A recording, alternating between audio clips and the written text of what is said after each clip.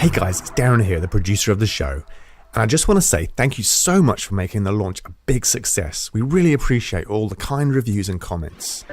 So, here's the plan.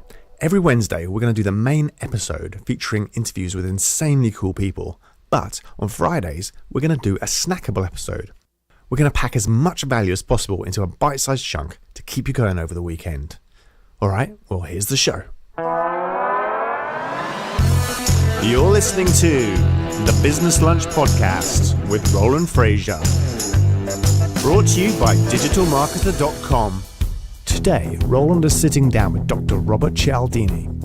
Dr. Cialdini is an authority in the science of influence and is a pioneer in the psychology of persuasion and negotiation.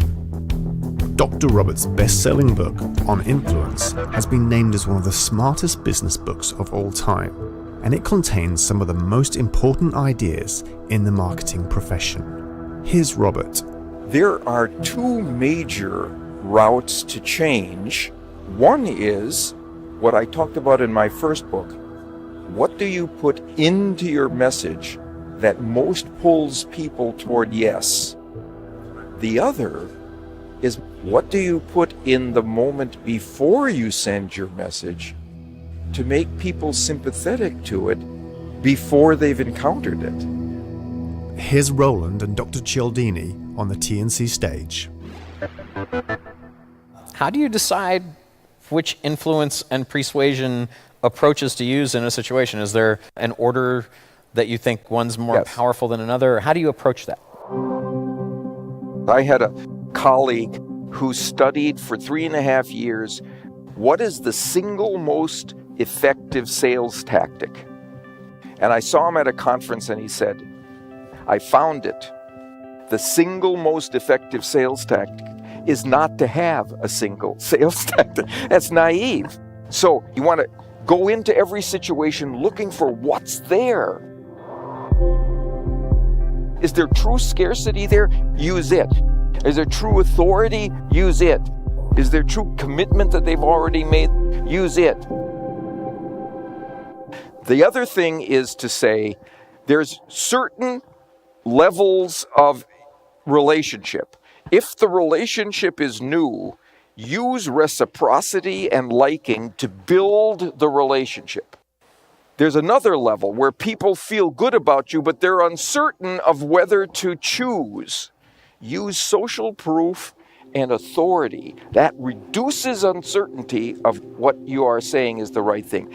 But then when you've got those two things and you want people to move, use commitment and consistency. This is what you've said. This is what's next. Or scarcity. You have to go now, otherwise you will lose.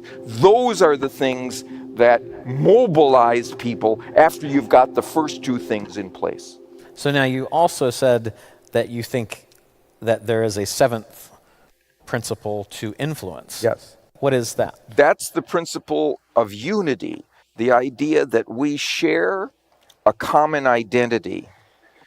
And I'll give you a quick example of how we can use that. You know, one of the things we love to do is co-creation with our customers, prospects, clients, and so on. Help us develop the next model, the next generation of what we have to offer. Tell us what you're going to appreciate about this. And then we will, together with you, in this partnership, develop that optimal next generation.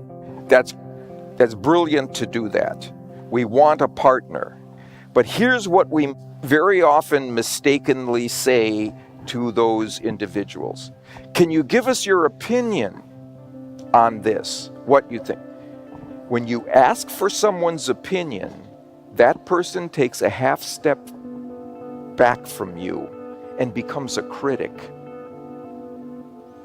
If instead you change one word and ask for that person's advice, he or she takes a half step forward towards you psychologically. You have persuaded them to be a partner with that one word, advice.